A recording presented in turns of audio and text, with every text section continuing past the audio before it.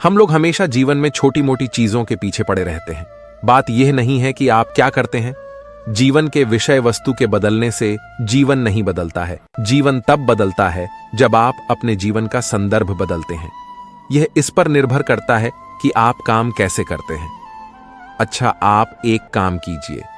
चूंकि आप कुछ खास उत्तर चाहते हैं तो मुझे अपनी बात को थोड़ा इस तरह से रखने दीजिए। अगर आप कल सुबह उठे तो आप इसे मजाक न समझें, क्योंकि दुनिया में ऐसे बहुत से लोग हैं जो कल सुबह नहीं उठेंगे। उसके बाद आप उन 4, 5 या 10 लोगों को देखिए जो आपके लिए खास हैं कि वे सब जिंदा है या नहीं। अब आप एक बार और खुलकर मुस्कुराइए। कल सुबह शेयर बाजार 600 अंक उछले या फिर आप जिंदा रहें, दोनों में से आपके लिए बड़ी बात कौन सी है? हमारे लिए सबसे महत्वपूर्ण यह है कि हम जीवित हैं। तो आपको यह जरूर देखना चाहिए कि आप जिंदा हैं या नहीं। जिंदा होने का मतलब सिर्फ इतना नहीं है कि आप इधर उधर घूम रहे हैं या मशीनी तरीके से काम कर रहे हैं। आप सच्चे अर्थों में जीवित बनिए।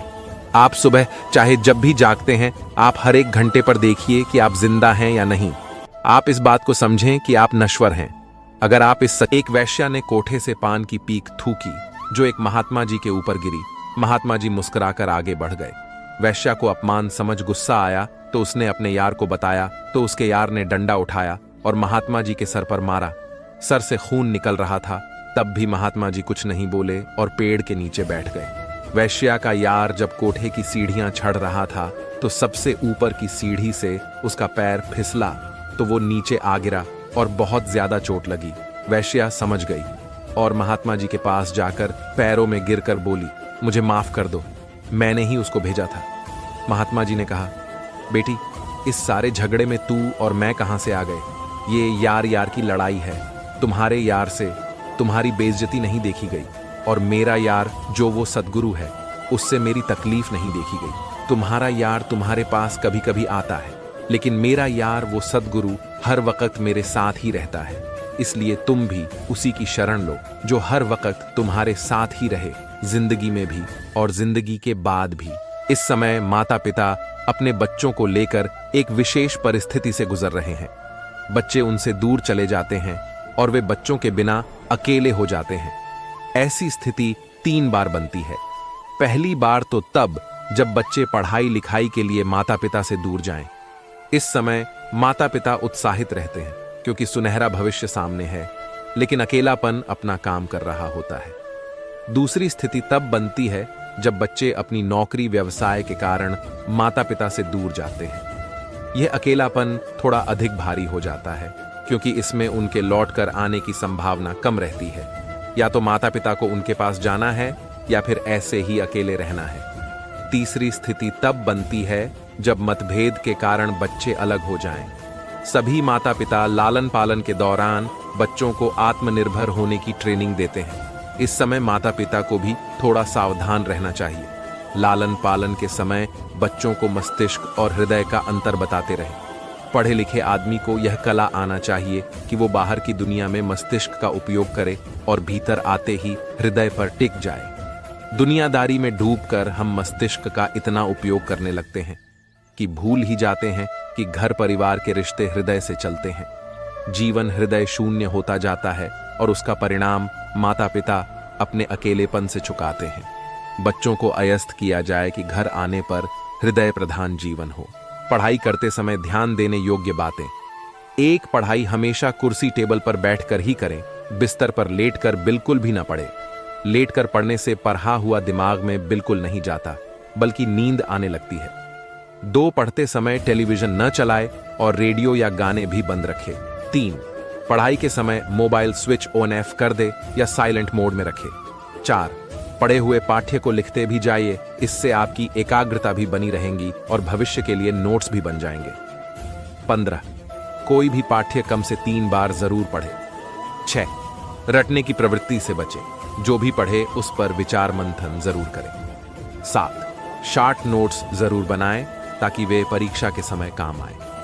8, पढ़े हुए पाठ्य पर विचार विमर्श अपने मित्रों से जरूर करें। ग्रुप डिस्कशन पढ़ाई में लाभदायक होता है।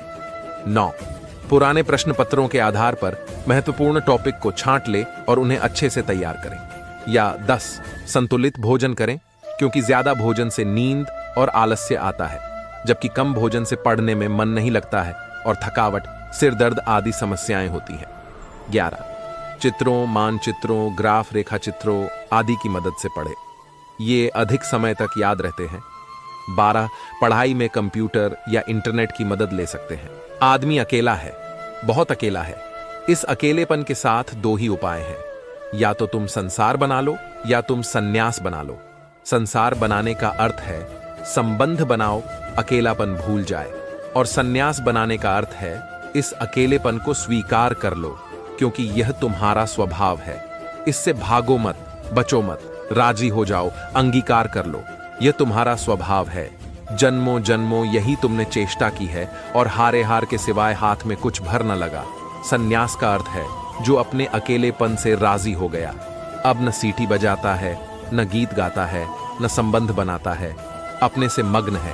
और एक बड़े मजे की घटना है, जितना तुम अपने से भागोगे उतना ही और भागना पड़ेगा, उतना ही एकांत भयभीत करेगा।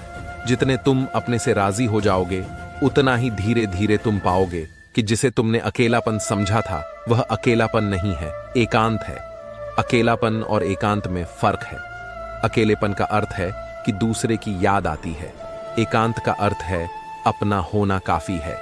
अकेलेपन में पीड़ा है, एकांत में आनंद है। नुकसान पहुंचाने वाले व्यवहार पर ध्यान न दें, माफ करके जीवन की ओर दोबारा लौटें। आपको खुद को नुकसान पहुंचाने वाले व्यवहार पर न तो ध्यान देने की जरूरत है और न ही उस व्यक्ति को पसंद करने की, केवल उसको माफ कर देना है, जिससे कि आप अपने जीवन की ओर दोबारा लौट सकें। इस लिहाज से माफ करना भी दरअसल स्वार्थ ही है। इसका वास्ता आपके अपने मानसिक संतुलन और मन की शांति से होता है। खुद के बारे में ऊंची सोच दिलाएगी सम्मान। खुद के बारे में ऊंची सोच रखने वालों को रोक पाना नामुमकिन होता है। आप खुद को जितना ज्यादा पसंद करेंगे या खुद का आदर करेंगे तो दूसरों की सोच आपके बारे में बदलेगी। आपके कारोबार और भविष्य में भी आपका खुद के बारे में आकलन ही तय करेगा कि लोग आपसे ताल्लुक रखते हैं या नहीं। सफलता के लिए पहले कीमत चुकानी होगी। आपको अपनी मनचाही चीज पाने के लिए पूरी कीमत चुकानी होगी, मतलब मेहनत करनी होगी। सफलता किसी रेस में जाने की तरह नहीं है कि खाने का आनंद लेने के बाद बिल चुका सकते हैं। सफलता के लिए हर बार पहले पूरी कीमत चुकानी होती है। आज आप जिस जिंदगी का आनंद ले रहे हैं वह भी आपके द्वारा अब तक चुकाई कीमत का ही फल है। छोटी पूंजी से भी बड़ी राशि बना सकते हैं। आप मेहनत और बचत के जरिए रुपए एकत्रित करेंगे तो ये आपकी जिंदगी में और ज्यादा कमाने और ज्यादा बचाने के मौके लाएगी। पैसा ही पैसे को खींचता है। बचत करके अपनी पूंजी बढ़ाने की आपकी क्षमता बताएगी कि आप में कितनी काबिलियत है। छोटी पूंजी भी जमा करेंगे तो बड़ी राशि के लिए मौकों को खुला निमंत्रण देंगे। जब हम प्रभु से प्रार्थना करते हैं तो हम यह नहीं जानते कि प्रभु से ऐसी क्या चीज मांगनी चाहिए जो हमारे लिए सही है। हम अपनी इच्छाओं, जरूरतों और आवश्यकताओं के अनुसार प्रभु से मांग करते हैं, लेकिन क्या यह सही है? इस बात को समझें। हम यह नहीं जानते कि हमारे लिए क्या उचित है। इसलिए बेहतर तो यह है कि जब हम प्रार्थना करें तो नम्र रहें, क्योंकि यह प्रार्थना का प्रथम मनोभाव है। नम्रता के भाव में प्रार्थना करें, जिससे हमारे शब्द सही में प्रार्थना बने, न कि व्यर्थ की बात जिसे ईश्वर अस्वीकार करते हैं। यह कहना सरल है कि ईश्वर हमारे साथ हैं। लोग यह बात तो सहजता से कह देते हैं कि ईश्वर उनके साथ हैं, लेकिन इस बात पर ध्यान नहीं देते कि क्या ईश्वर के साथ हैं। प्रार्थना में ईश्वर हमें बदलते हैं, हम ईश्वर के विचारों को नहीं बदलते।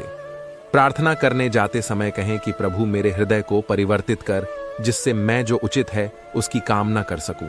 जो मेरे हित में है मुझे वही प्रदान कर। यही हमारे लिए नम्रता है। हम बुरा महसूस करने से बचने की कोशिश करते हैं। समय समय पर हमें किसी न किसी बात पर बुरा लगता है।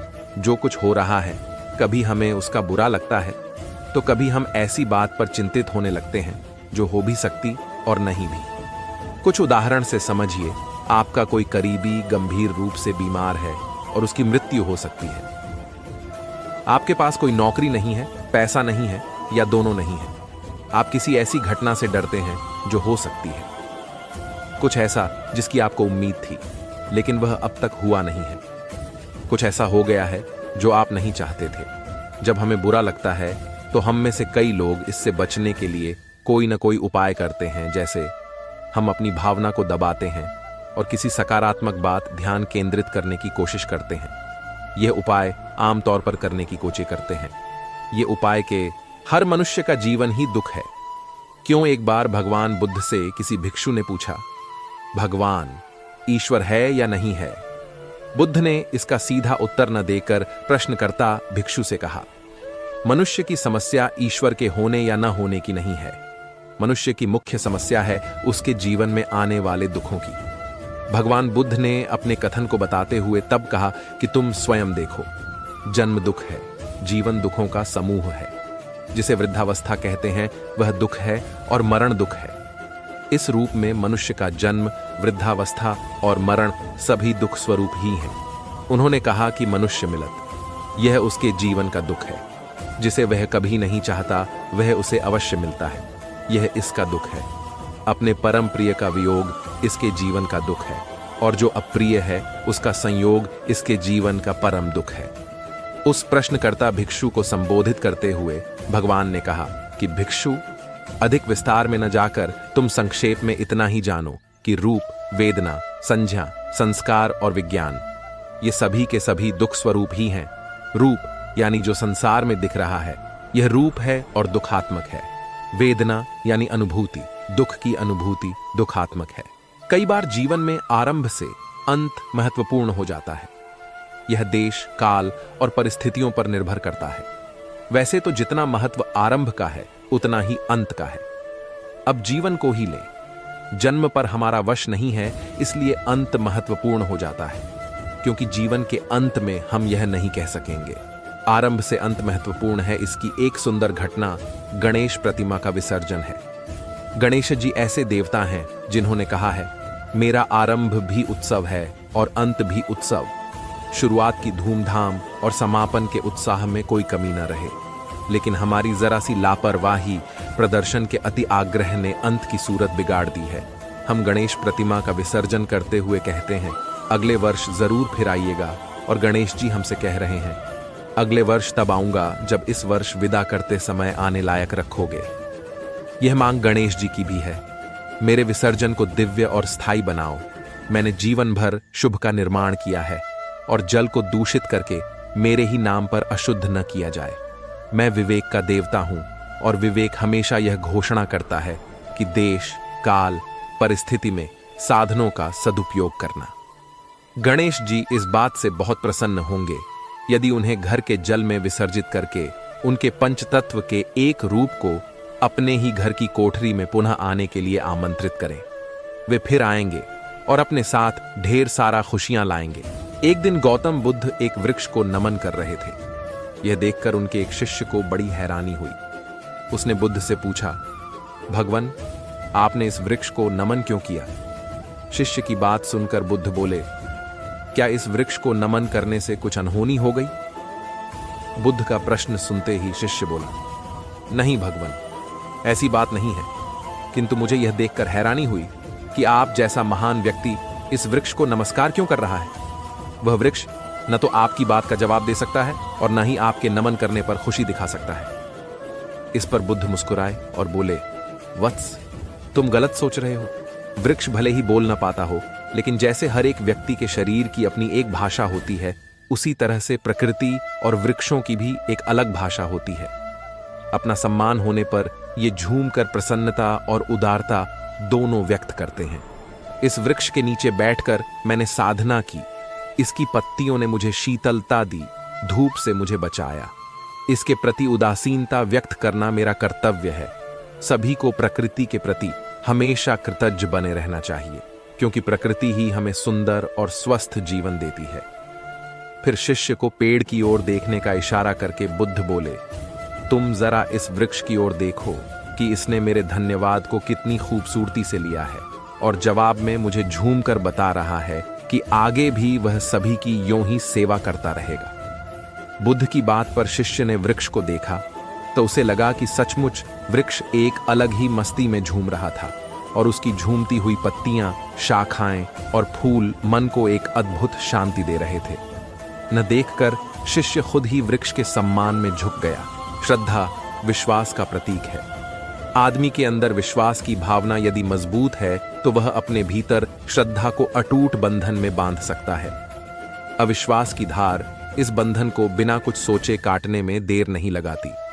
श्रद्धा के जरिए आदमी सकारात्मक सोच रखकर प्रगति की ओर बढ़ता चला जाता है, क्योंकि कर्म विश्वास उसे आगे बढ़ाने को प्रेरित करता है। मन के भीतर झिझक और डर का भाव अविश्वास की जननी है, इससे जाता है जिसमें से वह निकल नहीं सकता। वक्त अब बदल गया है, आदमी की दूरियां अब नजदीकियों में बदल गई हैं। तत्काल निर्णय लेने का वक्त आ गया है और जो वक्त की रफ्तार को समझ गए वे आगे बढ़ने में अपनी गति पकड़ लेते हैं। मुट्ठी में सिमटी दुनिया को विश्वास की डोर ही बांध कर रख सकती है। हम सीधे किसी को आदेश देने की बजाय अगर सुझाव दें तो अपने अधीनस्थ कर्मचारियों या घर के लोगों से काम लेना ज्यादा आसान रहेगा और वातावरण भी सही बना रहेगा। ऐसा मत करो या यह मत करो या ऐसा मत करो कि बजाय कहना चाहिए। आप इस पर विचार कर सकते हैं या आपको लगता है कि यह काम करेगा। इससे लोगों को अपनी गलती सुधारने का मौका मिलेगा। इससे लोगों को अपना काम करने की छूट मिलेगी ताकि वे अपनी गलतियों से खुद सीख सकें। सख्त आदेश के कारण उसमें कोद कई बार लंबे समय तक बना रहता है, चाहे वह आदेश किसी स्पष्ट रूप से गलत चीज को ठीक करने के लिए ही दिया गया हो। जैसे एक स्कूल के विद्यार्थी ने गलत जगह अपनी मोटरसाइकिल पार्क कर दी थी, जिसकी वजह से आने जाने में असुविधा हो रही थी। जैसे ही शिक्षक क्लास में तेजी से आया और उसने डांटते हुए पूछा, किसकी मोटरसाइकिल रास्ते में खड़ी है? जब वह लड़का खड़ा हुआ तो शिक्षक ने चिल्लाकर कहा, उस मोटरसाइकिल को तत्काल वहां से हटाओ, नहीं तो मैं उसे बाहर फेंकवा दूंगा। गलती विद्यार्थी की थी, परंतु उस दिन के बाद से न केवल वह विद्यार्थी बल्कि क्लास के अन्य विद्यार्थी भी उस शिक्षक से चिढ़ने लगे और उसे परेशान करने लगे। शिक्षक दोस्ताना तरीके से भी पूछ सकता था कि रास्ते में खड़ी मोटरसाइकिल किसकी है।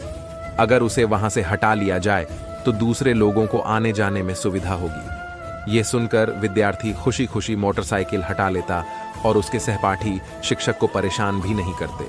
भीतरी बात, गहरी बात, कड़वी बात को शहद में लपेटकर कहे, शिक्षा पढ़ने लिखने, परीक्षाएं पास करने, नौकरी दिलाने में मदद करने से कहीं अधिक व्यापक है।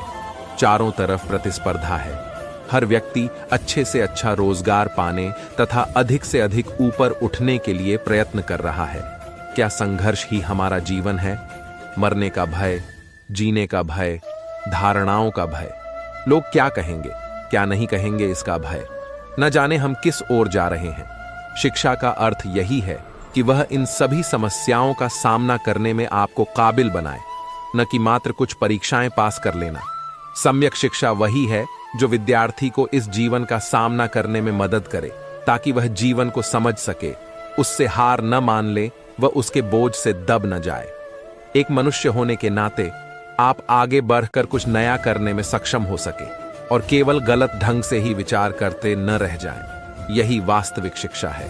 आप जानते हैं कि हम में से अधिकांश के लिए शिक्षा का अर्थ यह सीखना है कि हम क्या सोचें।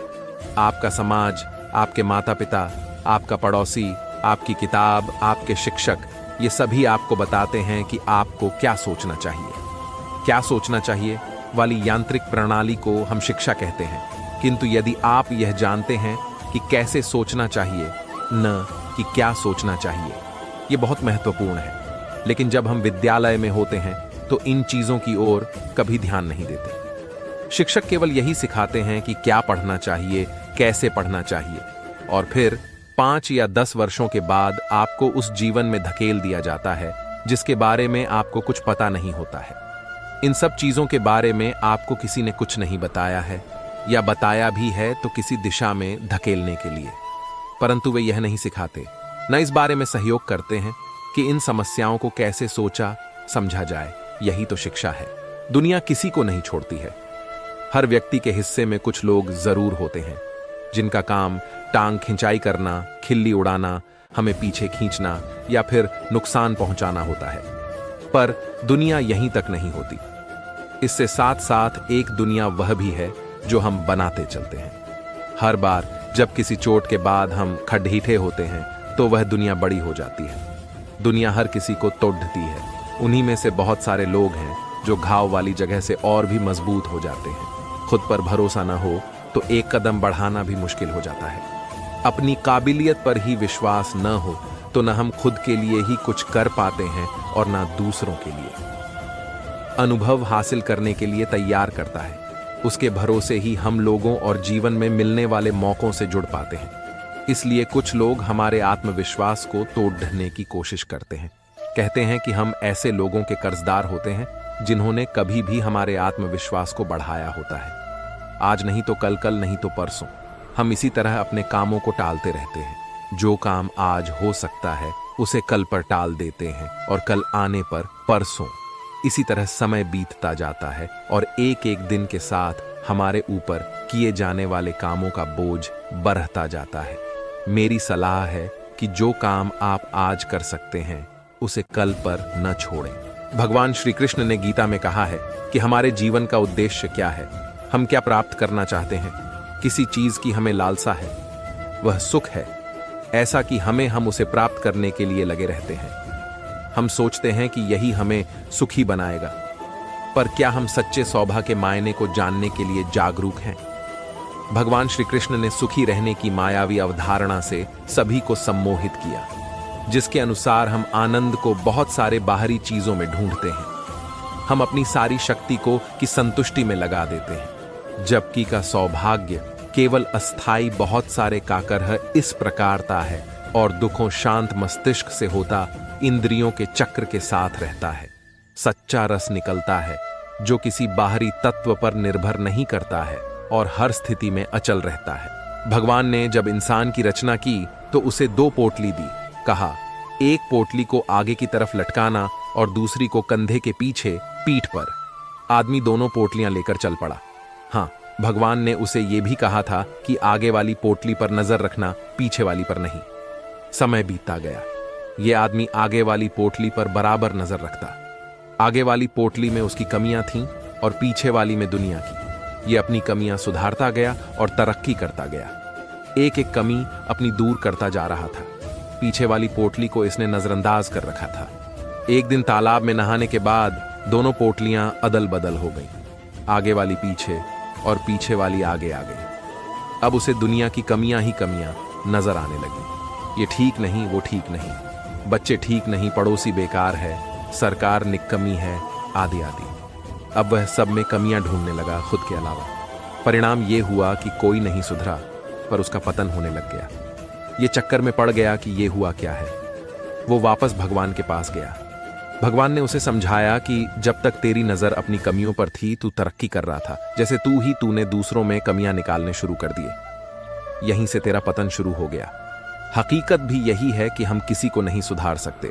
हम अपने आप को सुधार ले, इसी में हमारा कल्याण है। हम सुधरेंगे तो जग सुधरेगा। हम यही सोचते हैं कि सबको ठीक करके छोड़ूंगा, जबकि खुद को ठीक नहीं करते। मनुष्य को शरीर इसलिए मिला है कि वह अपने समय तथा जीवन को सफल बना सके। मनुष्य को अपनी सारी जिम्मेदारियों को समझते हुए उन जिम्मेदारियों पर अधिक ध्यान देना चाहिए जिसके लिए उसे मनुष्य शरीर मिला है। अगर हम अपने जीवन में सचेत होकर चलें कि यह जो जीवन मुझे मिला है, यदि इसमें मैं एक एक कदम सोच समझकर आगे रखूं, तो आने वाले जीवन में बहुत सी जिम्मेदारियां और बहुत सी समस्याएं होते हुए भी मुझे आनंद ही मिलेगा। एक छोटी सी कहानी है। एक बार एक राजा के पास बाहर देश से कुछ लोग आए और कहा कि हमें अपने राज्य में जगह दीजिए जहां हम अपना घर बना सके। तो राजा ने कहा, मैं आपको एक उदाहरण देता हूं। तो उन्होंने 2 गिलास में दूध मंगवाया, एक बड़े गिलास में और एक छोटे गिलास में। उन्होंने छोटे गिलास का दूध उस बड़े गिलास में डाला। बड़े गिलास में पहले से ही दूध भरा हुआ था तो दूध गिरने लगा। तो राजा ने कहा कि यह हालत है, हमारे यहाँ पहले से ही जगह नहीं है और अगर आप लोग आ गए तो हम आपको कहाँ जगह देंगे, इसलिए यहाँ से चले जाएं। उनमें से एक व्यक्ति बहुत बुद्धिमान था। उसने कहा, अच्छा ठीक है, मैं आपको उत्तर देना चाहता हूं। उसने राजा से कहा कि 1 गिलास दूध और चीनी मंगवाइए। उसने चीनी ली और उस दूध के गिलास में डाली और चीनी घोल दी। वह राजा से बोला, हम ऐसे हैं, हम आपके राज्य में चीनी की तरह घुल जाएंगे और राज्य में मिठास बढ़ाएंगे। राजा को उस बुद्धिमान व्यक्ति की बात समझ में आ गई और उन्होंने उन लोगों को वहां रहने की अनुमति प्रदान कर दी। परिवार में भी कभी कभी आपस में थोड़ी बहुत नोक-झोंक होती रहती है, तो क्या घर के सभी सदस्य चीनी नहीं बन सकते ताकि वह घर के माहौल में सबके लिए मिठास ला सके? कड़वेपन के लिए तो सारी जिंदगी पड़ी है, परंतु बेहतर यही होगा कि हम यह समय मिठास से, आनंद से और समझ से बिताएं। यही जीवन की सच्चाई है। अगर आपको जीवन में कोई गुरु ना मिले तो प्रकृति से, जानवरों से भी बहुत कुछ सीखा समझा जा सकता है। जैसे सूर्य की किरणें गंदे कीचड़ से भरे तालाब में भी पहुंचती हैं, सड़ी हुई नालियों में भी, उस खारे समुद्र में भी जिसका पानी जहर की तरह कड़वा है। हर जगह से वह मीठे पानी को ले लेता है, बुराई को, गंदगी को और कड़वाहट को छोड़ देता है। ए इंसान, तू भी ऐसा सद्गुण ले ले हर जगह से, अवगुण को छोड़ दे। गंदगी पर और कुड्ढे करकट पर भिनभिनाने वाली मक्खी न बन, शहद की मक्खी बन। मिठास ले हर जगह से, सुगंध ले, अच्छाई ले। परंतु सूर्य हर जगह से मीठे पानी को लेकर करता क्या है? क्या स्वयं पी जाता है? नहीं, इस मीठे पानी को वह भाप और बादल बनाकर जमीन को वापस देता है, ताकि कुएं, तालाब भर जाएं, नदियां भर जाएं, पहाड़ों की चोटियों पर दूध की तरह सफेद बर्फ जाग उठे, खेत लहला उठे। इंसान और पशुओं को पीने का पानी मिल जाए, जो उनके जीवन का आधार है। ऐ इंसान, तू भी ऐसा ही कर। गुण है तेरे अंदर, खूबी, शक्ति है, धन है, तेरे पास ज्ञान है, विज्ञान है। तू भी इससे दूसरों का भला कर। सूर्य प्रकाश देता है, कभी अंधेरा नहीं देता, ताकि लोग वास्तविकता को देखें, सच्चाई को देख सकें, ठीक रास्ते पर चलें, भूलें और भटके नहीं। ऐ इंसान, तू भी ऐसा कर। दूसरों को प्रकाश दे, उनके लिए अंधेरा पैदा मत कर। उन्हें वास्तविकता और सच्चाई की ओर ले जाने का रास्ता दिखा। उन्हें झूठ, पाप और अज्ञान की तरफ ले जाने जा यत्न मत कर। नम्रता वह गुण है जो हमें आध्यात्मिक तौर पर विकसित करता है। इसका स्पष्ट अर्थ है दूसरों के प्रति कोमल व्यवहार रखना, उनकी समस्याओं और परेशानी को समझना। नम्रता वह तरीका है जिसके जरिए हम दूसरों के समक्ष स्वयं को प्रस्तुत करते हैं। इस भाव के अंतर्गत हम स्वयं को न तो किसी से उच्च समझते हैं और न ही मन में ऐसा भाव ही लाते हैं कि हम किसी से बेहतर हैं। हमारे भीतर स्वतः ही समानता का गुण विद्यमान रहने लगता है। हम में हर किसी में ईश्वर की कल्पना करते हैं। हम अपने अहम, अपने अहंकार को पूरी तरह समाप्त कर देते हैं। मानव जीवन में समस्या केवल तभी उत्पन्न होती है जब वह स्वयं को अन्य लोगों की तुलना में भौतिक तौर पर ज्यादा अमीर, ऊंचा और शक्तिशाली की भूल करने लगता है। कई बार ऐसा संभव हो भी सकता है। जब हम गहराई में जाकर इस बात का एहसास करेंगे तो यही निष्कर्ष निकल कर आएगा कि हम सभी एक समान हैं। हम सभी एक हैं। हमारे में कोई अंतर नहीं है। उदाहरण के तौर पर आप इसे ऐसे समझें, एक बाग में खिलने वाले हर फूल एक ही बगीचे का भाग है। कुछ फूल लाल हो सकते हैं, कुछ हरे, कुछ पीले, कुछ नारंगी, कुछ सफेद और कुछ दूसरे रंग के, कुछ बड्ढे, कुछ छोटे, परंतु अंततः सभी एक ही जगह की उपज है। उनमें जो भिन्नता दिख रही है वह केवल बाहरी तौर पर है। अंदरूनी तौर पर वे सभी एक समान हैं। इसी तरह हम सभी बाहरी तौर पर एक मानव होने के नाते हम सभी एक दूसरे की तरह भिन्न हैं, लेकिन हमारा शरीर कोई मायने नहीं रखता। ईश्वर के बिना हम सभी का महत्व नहीं है। नम्रता का अर्थ यही है कि हम सभी एक हैं, हम सभी समान हैं। हमें हर किसी से प्रेम पूर्वक, शिष्टता और सम्मान के साथ व्यवहार करना चाहिए। जब हम ध्यान के जरिए अपनी आध्यात्मिक यात्रा की शुरुआत करते हैं तो हमें यह एहसास होता है कि ईश्वर ही वह रोशनी है जो हमें एक दूसरे के साथ जोड़कर रखती है। हम यह महसूस करेंगे कि वही रोशनी हमारे भीतर है, वही सृष्टि की संरचना की शुरुआत है। जिंदगी में अगर आप एक पेंसिल बनकर किसी की खुशी कभी ना लिख सको तो यह कोशिश जरूर करना कि एक अच्छा रबर बनकर किसी का दुख मिटा सको। दुनिया में कोशिश तो हर इंसान की यही होनी चाहिए, मगर उम्मीद कम ही है कोई ऐसा जरूर सोचे। पर हम सब एक कोशिश तो कर ही सकते हैं। दुनिया में कभी दुख कम नहीं होगा। हाँ, बट जरूर जाएगा। क्यों कि आज हर इंसान दूसरे इंसान को किसी ना किसी तरह से दुख दे रहा है, मगर वही इंसान भगवान से दुख कम करने की बात करता है। किसी ने कहा, जब हर कण कण में भगवान है तो तुम मंदिर क्यों जाते हैं? बहुत सुंदर जवाब। हवा तो धूप में भी चलती है, पर आनंद छांव में बैठकर मिलता है। वैसे ही भगवान सब तरफ है, पर आनंद मंदिर में ही आता है। एक बड़ा खूबसूरत सच है दुनिया का कि औरत तब तक बुढ़ी नहीं होती है जब तक उसका हमसाथी जीवित रहता है। पुरुष तब तक बुढ़ा नहीं होता जब तक उसकी पत्नी जीवित रहती है। एक के बिछड़ते ही दूसरा बुढ़ा होना शुरू हो जाता है और वो हर दिन अपने आखिरी पलों का इंतजार करने लग जाता है। और ये इस जीवन की कड़वी सच्चाई है। अगर आप सफल होना चाहते हैं तो अपने अंदर की प्रतिभा को पहचानिए। जिंदगी एक खेल है। अगर आप इसे खिलाड़ी की तरह खेलते हो तो जीत सकते हो, लेकिन अगर दर्शक की तरह देखते हो तो सिर्फ ताली बजा सकते हो या दुखी हो सकते हो। घर में पैसे आने के संकेत। 1, बछड़े को दूध पिलाती हुई गाय या पानी से भरा हुआ मटका जाता हुआ दिखाई दे तो यह काम बनने का संकेत है। 2, अगर सपने में झाड़ू, हाथी, नेवला, शंख, छिपकली, सितारा, उल्लू, घड़ा या सुराही, सांप या गुलाब का फूल दिखाई दे तो समझ लो आपको बैंक बैलेंस बढ़ने वाला है। 3, घर में अचानक काली चींटियों को झुंड दिखे, ये तो समझ लें मां लक्ष्मी घर में का संकेत है। शौर, अगर आपकी दाईं हथेली पर लगातार खुजली हो रही है तो आपके हाथ बहुत धन आने वाला है। 5, अगर कुत्ता मुंह में रोटी या शाकाहारी चीज दबाकर दौड़ता दिख जाए तो यह पैसा आने का संकेत है। अपने बच्चों के साथ सोएं, एक दूसरे को गले लगाकर सोएं। जीवन में एक बार ही बच्चों को बचपन मिलता है, फिर बड़े होकर वे अपने रास्ते लगेंगे और अपनी जिंदगी में व्यस्त हो जाएंगे। दिल से दिल मिलाकर सोएं, इतना कि उनकी धड़कनें महसूस हों।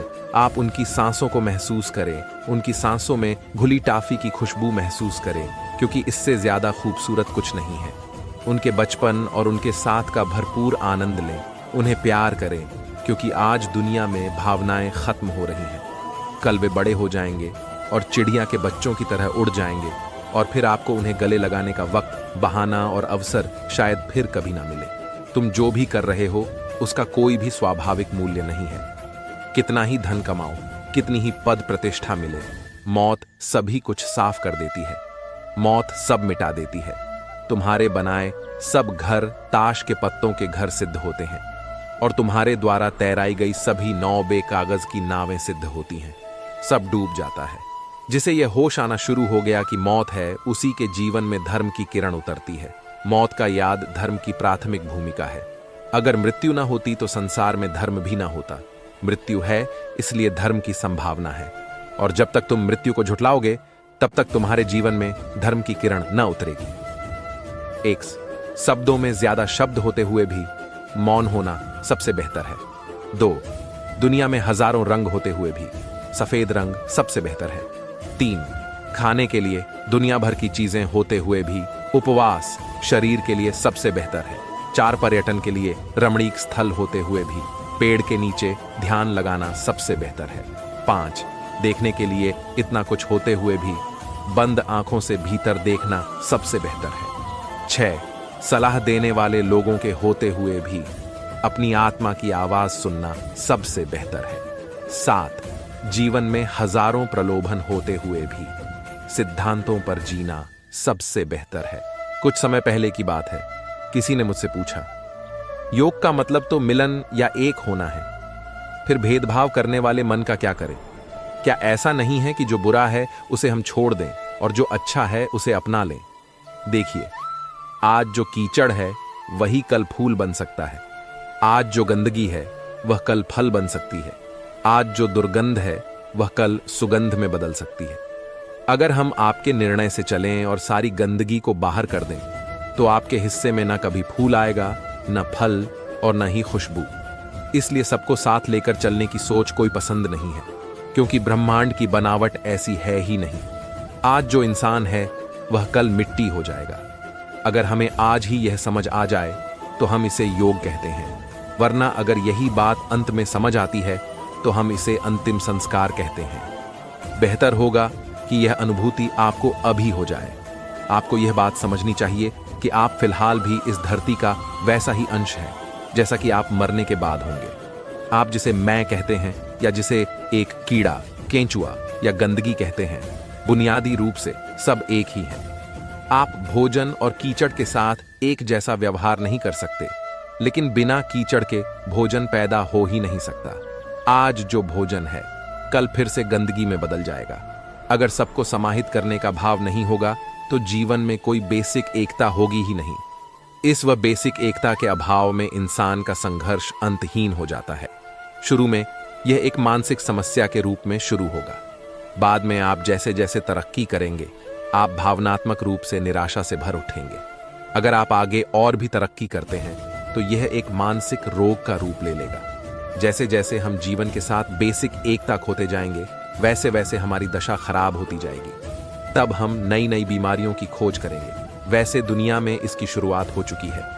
अगर आप जीवन व जीवन बनाने वाले पदार्थों जैसे धरती जिस पर आप चलते हैं, पानी जो आप पीते हैं, हवा जिसमें आप सांस लेते हैं, या फिर आकाश जो आपको थामे हुए है के साथ जाने अनजाने सचेतन या अचेतन रूप से अपनी दूरी बना लेंगे तो विकृति तो आएगी ही। तब आप एक गरिमापूर्ण जीवन ना होकर अगर आप यह नहीं जानते कि सहज रूप से जीवन के एक अंश के रूप में कैसे रहा जाए, तो आप एक विकृत जीवन जी रहे हैं। आज 95% लोगों में यह विकृति है कि वह सहजता से एक जगह नहीं बैठ सकते। लोगों को हर वक्त कुछ न कुछ करने के लिए चाहिए। क्या आपको लगता है कि सारी आपाधापी इसलिए हो रही है क्योंकि हर व्यक्ति इस बारे में पूरी तरह से स्पष्ट है कि वह क्या करना चाहता है? नहीं, वे लोग बाध्य हैं कि वे कुछ किए बिना रह ही नहीं सकते।